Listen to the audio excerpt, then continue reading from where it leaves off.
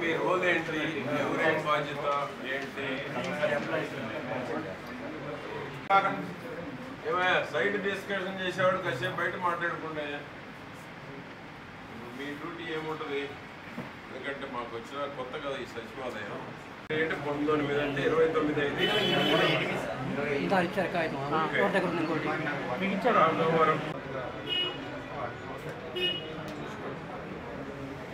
ఇచ్చినప్పుడు రెడీగా ఉంటాడు. ఎప్పుడు మనకి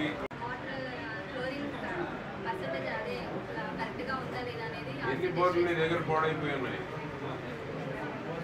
ఒకసారి రా, ముందుకు రా. నువ్వు కూడా విను. ఇటుకోయిళ్ళ గురించి మాట్లాడుతున్నాడు.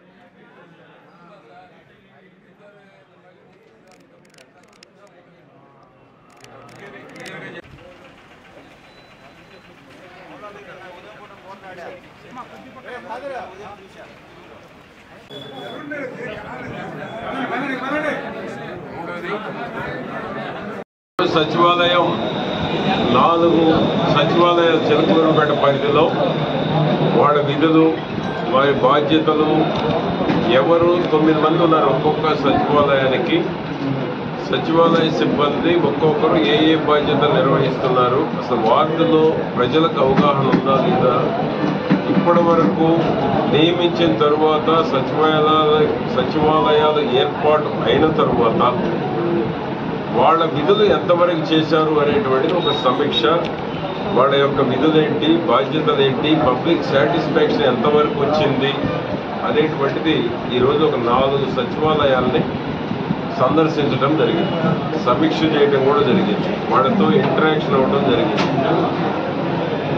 వారి డ్యూటీ కనుక వాళ్ళు చేస్తే పట్టణాల్లో వారి సమస్యలు, ఏదైతే ప్రజలు ఎదుర్కొంటున్నటువంటి సమస్యలు, త్రాగునీరు కావచ్చు, శానిటేషన్ కావచ్చు,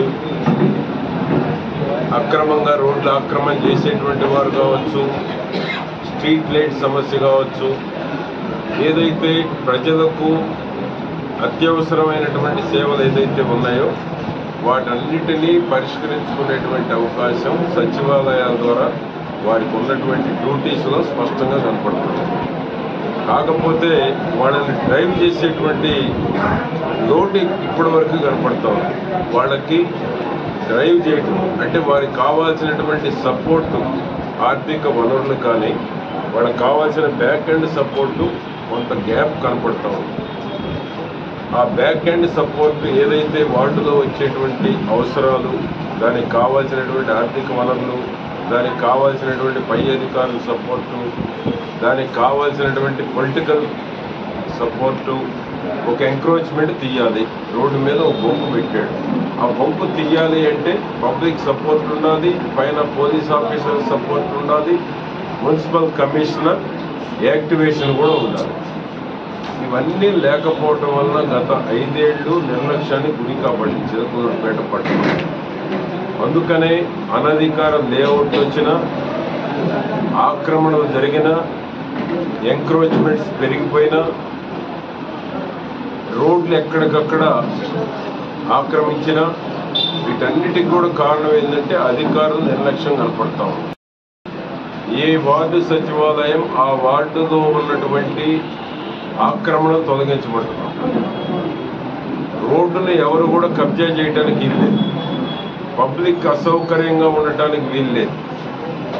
టౌన్లో 31 వార్డు ఉంది, గణపారం పసుమరు కాకుండా.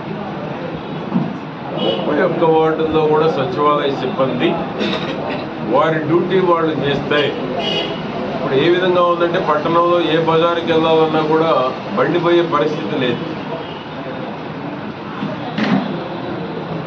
ఈ ఉన్న పరిస్థితి అధిగమించాలి అంటే పట్టణంలో ప్రజల సహకారం కావాలి. ఆక్రమణలో ఉన్నటువంటి వాళ్ళు కూడా మనసు మార్చుకోవాలి. ఆక్రమణలో ఉన్నటువంటి వాళ్ళు కూడా పబ్లిక్ ప్రజలకు అసౌకర్యం కలిగించకూడదనేటువంటి భావన వారిలో కూడా ఉండాలి.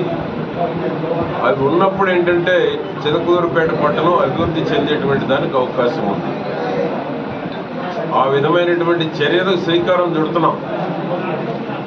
పార్టీలకు అతీతంగా ప్రజల సహకారం అవసరం. పార్టీలకు అతీతంగా ప్రజల సహకారం అవసరం. కాబట్టి వీలైనంత వరకు పబ్లిక్ సపోర్ట్ తీసుకొని డిపార్ట్మెంట్ సహకారంతో ఏ వార్డు సచివాలయం పరిధిలో ఆ సచివాలయ పరిధిలో ఉన్న 9 మందికి ఉన్నటువంటి డ్యూటీస్, వారి బాధ్యతలు, వారి విధులు ఎక్కడికక్కడ చేస్తే పబ్లిక్ ఏ వార్డుకు ఆ వార్డు సచివాలయం మీద గౌరవం పెరుగుతుంది. సచివాలయంలో ఉన్న సిబ్బంది కూడా సంతృప్తి కలుగుతుంది.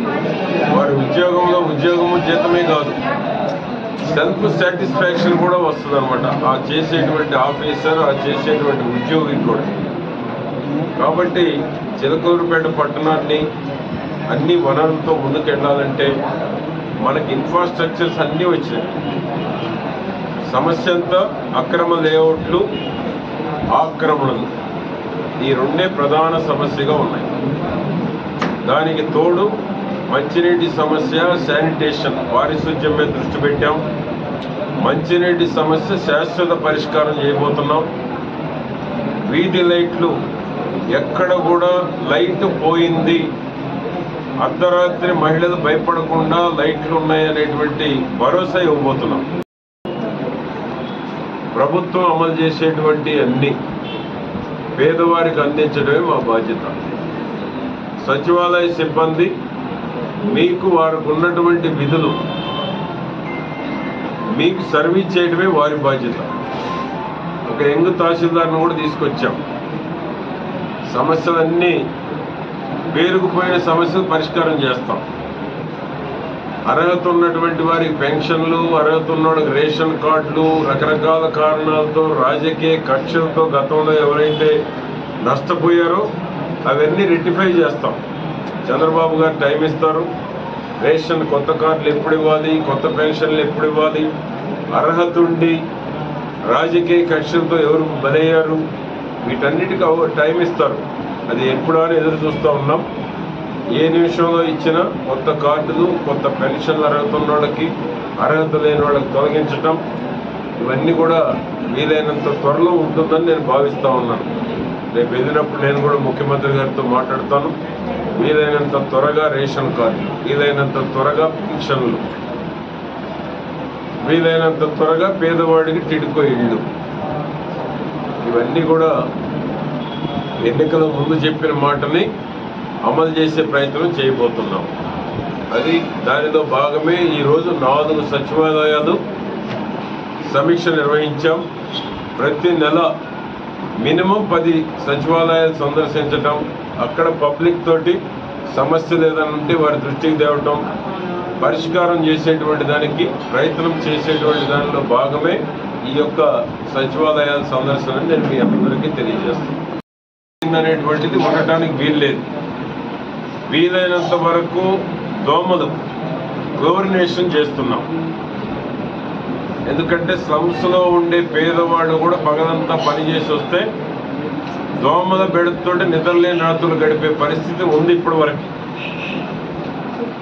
దోమలు లేకుండా బ్లీచింగ్ కానీ క్లోరినేషన్ కానీ చేయాలని చూస్తున్నాం. ఎన్టీఆర్ సుజలా కూడా ఆగస్టు 15కి తీసుకొస్తున్నాం.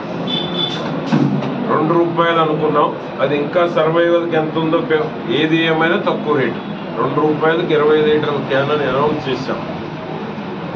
అది వీలైనంత త్వరలో 15వ తారీఖు అనుకుంటున్నాం. 25 అవుట్లెట్ల ద్వారా 20 లీటర్ల క్యాను కిన్లే బిస్లరీ వాటర్కి ఈక్వల్గా ఉండేటువంటి మంచినీరు అందించబోతున్నాం. ఆ విధంగా టౌన్లో పేదవాళ్ళకి, పట్టణ ప్రజలకి టాప్ ప్రయారిటీస్ పెట్టుకొని ఇవన్నీ చేయబోతున్నాం. ఈ వార్డులో, ఈ 4 వార్డుల్లో టిడ్కో ఇళ్ళు కూడా ఎక్కువ ఉండేటువంటి వాళ్ళు ఉన్నారు. ఒక నెలలో ప్రభుత్వం నుంచి ఒక స్పష్టమైన డైరెక్షన్ వస్తుంది. 50,000 కట్టిన వాళ్ళకి ఏం చేయాలి, 1,00,000 కట్టిన వాళ్ళకి ఏం చేయాలా, బ్యాంకు ఇన్స్టాల్మెంట్ ఏం చేయాలి, అలాట్మెంట్ ఉండేవాళ్ళు దాంట్లో చేరకపోతే ఏం చేయాలి, రెడీమేడ్గా చేరే నిరుపేదలకు ఏం చేయాలనేటువంటిది ఒక నిర్ణయం తీసుకోబోతున్నాం 4 రోజుల్లో. ఆ 4,512 ఇళ్ళు 4 రోజుల తర్వాత ఎవరు చేరితే వారికి అక్కడ సొంత ఇంటి కళ నిజం చేయబోతా ఉన్నాం. ఇవన్నీ కూడా ప్రయారిటీ పెట్టుకొని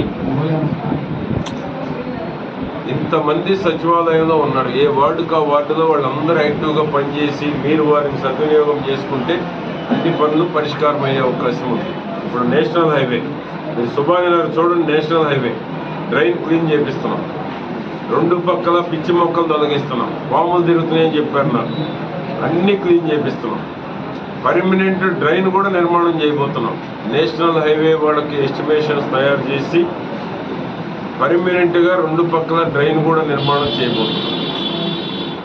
ఇవన్నీ చేస్తే ఏమవుతుందంటే సుభాని నగరం ఇక్కడ ఎందుకంటే ఎక్కువ థిక్ పాపులేషన్ ఉంది, ఈ ఫెసిలిటీస్ అన్నీ మీకు అందుబాటులోకి తేబోతా ఉన్నాం.